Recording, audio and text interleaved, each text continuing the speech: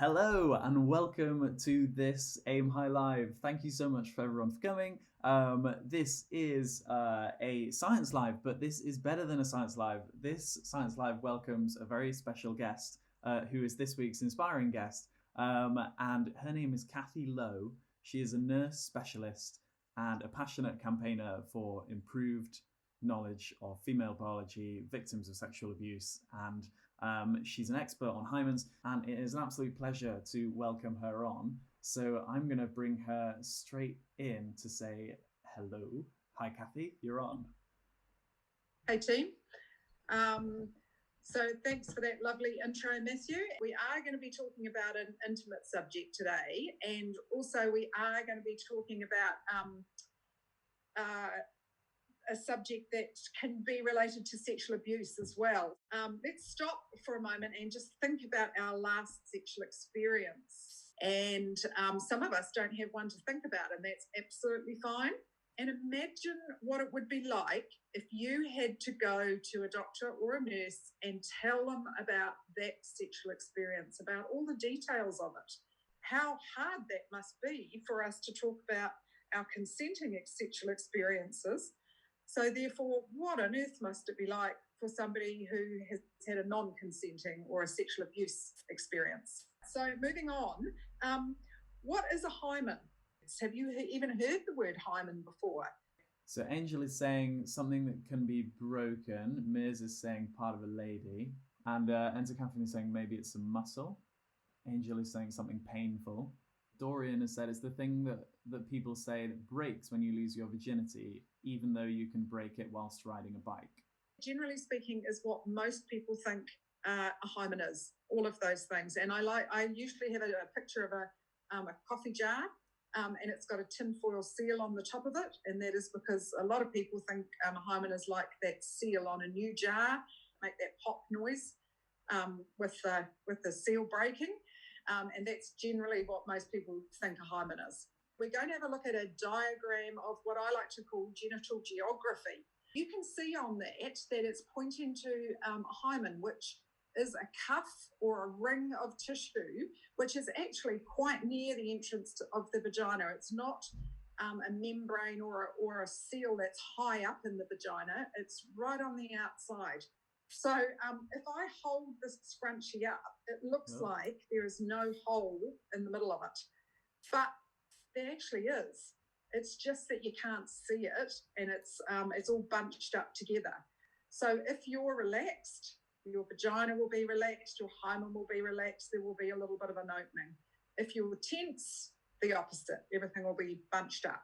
Now, I work in a child abuse unit in Auckland, and we get referrals from doctors and nurses around the city saying a child was brought to me for alleged sexual assault, and I have examined the child, and the hymen was not intact. But what they don't realise is that that's a normal hymen. They, like the general public, think there was once a seal there, and the fact that there's now a hole in the middle means that something's happened to this child, which is not true. All our doctors go to court with a scrunchie in their briefcase because they have to educate the judge, the lawyers, and the jury, who are just like the general public and don't know this information, about hymens. After sexual assault, it's normal to be normal. It's completely normal for us not to have any findings. I'm talking physical findings of the hymen, okay? So yeah, this is not a broken hymen. This is just a hymen with a hole in the middle, which is exactly what it naturally has. Now, when I am riding on a horse, is riding a horse going to break my hymen? Riding on a horse is going to make it bump up and down. That's not going to damage it. Also, riding a bike is just going to wobble up and down. So Miz is saying, I've lived my whole life with these myths, and I feel lied to. For thousands of years, we've kept this myth going that we can tell if a girl's a virgin or not. If we can't tell by looking at a girl's vagina whether she's had sex, how do we tell? And the answer to that is we ask. If we had 100 people and they had not had sex and they all had sex tonight, around about 50% will bleed and 50% won't. Now, the 50% who don't bleed is that maybe they're a little bit more relaxed, maybe they're a little bit more lubricated. Now, the 50% who bleed, Maybe they're a little bit more tense. Maybe they're not quite as well lubricated. But it doesn't mean that you're not a virgin if you don't bleed. It just means you're one of those 50%. Beetroot Bird is asking, how can we know more about men's male reproductive organs than female organs? Female organs seem like such a mystery still in 2020. And that's primarily, I think, because men were doctors and did the anatomy and not women. So, a lot of this has been based on men's beliefs, not women's beliefs. So if we can skip forward in the slides, I've got that great definition of virginity that you sent me, which is by Dr. Christine Foley. As you can see from that quote that's up there, does it mention the word hymen in that quote anywhere? Nope. And that's because virginity is not a physical quality like we've all been brought up to believe. So that is why somebody who's been sexually abused, who didn't choose for that to happen, can still call themselves a virgin if they want to. There are a lot of people saying how much more people should be taught this. Why is this not being taught in school? They teach you more about the Cold War than they teach you about our sexual organs, which is crazy. Even in today's age, it's still not routinely taught at nursing or medical schools, but I believe everybody should know it, not just doctors and nurses. Shall we talk a little bit about some of the cultural myths? I often talk about some of the cultures around New Zealand and the beliefs around hymens. For example, in Tonga, there is a kapa drinking ceremony, and the bride and groom then go off and have sex, and then the sheet is displayed to the bride's family with the blood on it. If there's no blood on the sheet, there's no feast given to the bride's family, because it's kind of like, oops, you must have ridden a bike, or maybe you had sex when you didn't know about it, but, never mind, off you go. We've kind of talked a little bit about hymens now. Now we're moving on to the virginity aspect of that. But when you look back in the history books as to what a virgin is, apparently a virgin can tame unicorns, walk through a swarm of bees and not get stung, and reignite the flame of a candle with a single glance. And apparently a virgin doesn't have big breasts. And you've got to achieve all of those, right? It's a tick list. Yeah. Next time you go to the GP, your doctor, to find out if you're a virgin, just make sure the doctor's got a unicorn, a swarm of bees, a candle, and a breast measuring device, and you'll be fine. I've got religion and virginity. So I've got some quotes from Quran. The Quran and the Old Testament of the Bible and Hindu. All three of those documents were written thousands of years ago, and they were probably written by men. Thousands of years ago, we knew very little about human anatomy. And now we know a lot more. I think it's super important that we reframe our beliefs on hymens and virginity based on what we now know as fact. So what's this this image of, is it a mass wedding that I've got here? State-run mass wedding in Madhya Pradesh, where all women were forced to take a virginity test, and 15 women failed the test and were not allowed to get married. But it's actually really sad, because those 15 women didn't get virginity classifications, and probably because they couldn't ever marry, ended up with jobs as either prostitutes or labourers or something like that. And then I have this picture of schoolgirls in Sumatra. All girls at the school would have their hymen examined each year to prove that they were virgins. And as long as their hymen was intact, they could stay in school. If their hymen happened to be broken, then they would get chucked out of school. The next picture I have is this is police officers in Indonesia. The woman entering either the police or the military had to undergo, or still have to undergo, a 2-finger virginity test. And somehow that tells you whether they're a virgin or not. Lots of people are saying this makes me so sad and mad, and how messed up it is, and how uncomfortable and invasive that must be. And Angel is saying, and even if a girl lost her virginity, why does that mean she can't be educated? That's so horrible. Right, I've got this textbook definition. This is just a 2019, so this was just last year. And basically what it's showing you is on the left-hand side, those are the classifications for a virgin, and on the right-hand side, those are not a virgin. There's so many wrong things on that. Like, I think the very last one at the bottom says that in order to be a virgin, you have to have smooth hemispherical breasts. And if you're not a virgin, then you have large pendulous breasts. Well, there's no pathophysiological basis to that.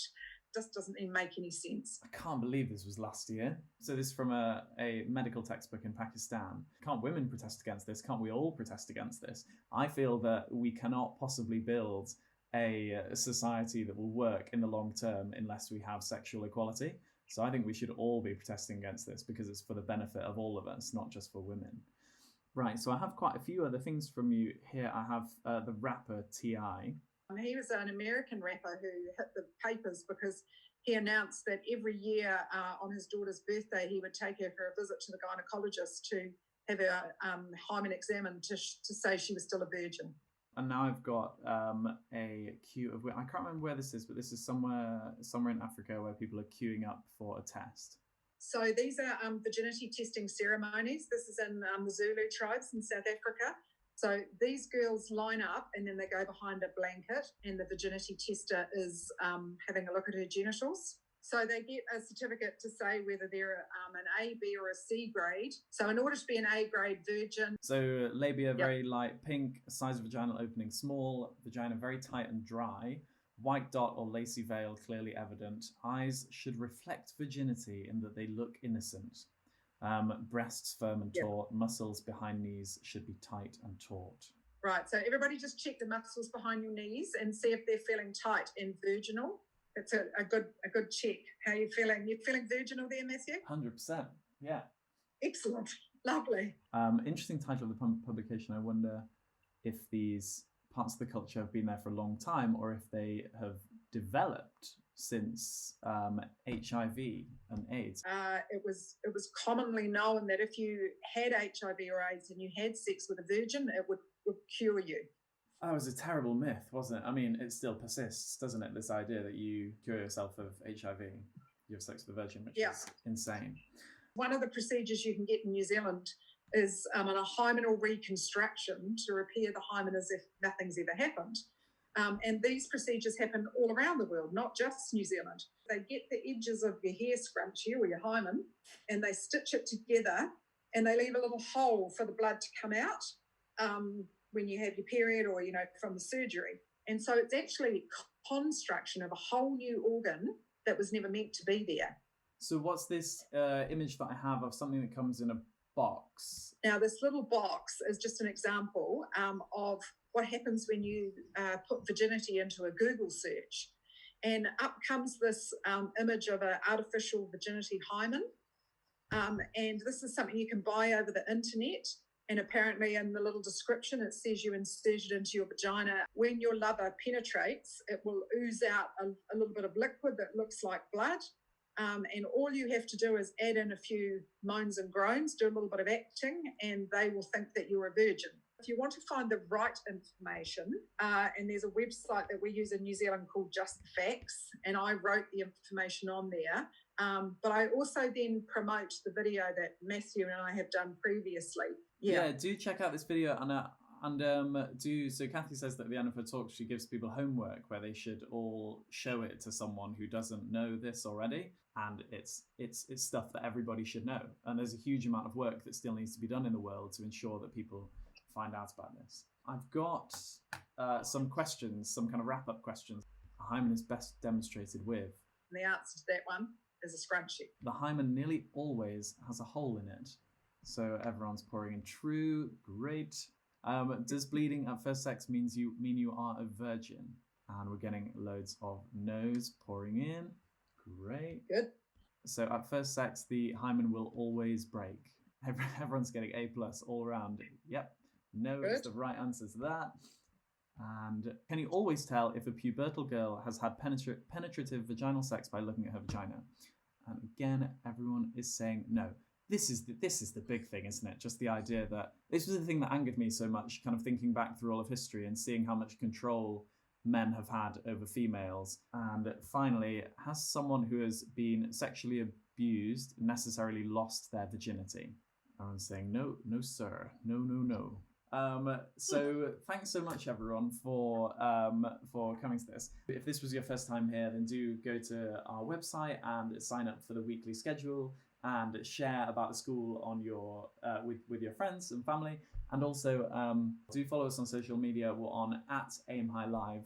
And please do spread the word. And thank you so much, Kathy, for being amazing and inspiring as ever. All right. Thanks, team. So yeah, I think we'll say thank you very much and goodbye.